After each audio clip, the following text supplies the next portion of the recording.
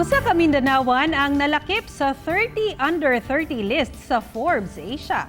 Ang maong pasidungog iyang gipahinungod sa isla sa Mindanao. At sa siyang saluduhan, pinaagi sa report ni John D. Esteban. Isa ang gugma. Okay ra among teacher. Alam mo, nabagoong. Ano sila kay ka nang awa doon sila. Pipila lamang kini sa mga film nga nahimo sa Dabawenyong si Breach Asher Harani.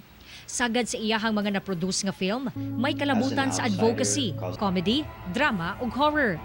Sa edad nga 27 anyos, daghan na siyang nadawat nga international award sama sa JCS Young Creatives recipient sa International Emmy Awards, International Citizen Media Awards sa Germany, United Nations Television Award, ug uban pa. Ning bago lang, laing pasidungog na sab ang iyang nadawat. Human siya malakip sa 30 under 30 list sa Forbes Asia, ubos sa arts category. Kini usa ka prestihiyosong award isip pag-ila sa mga outstanding young entrepreneurs, leaders ug change makers sa tibuok Asia.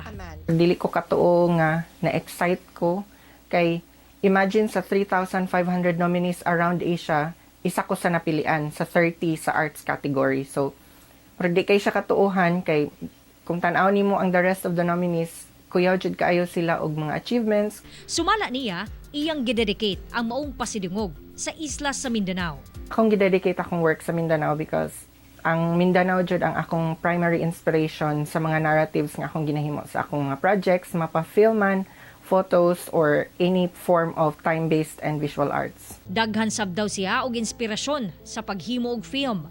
Ang iyang tumong makatabang sa pagsulbad sa problema o isyu nga giatubang sa komunidad.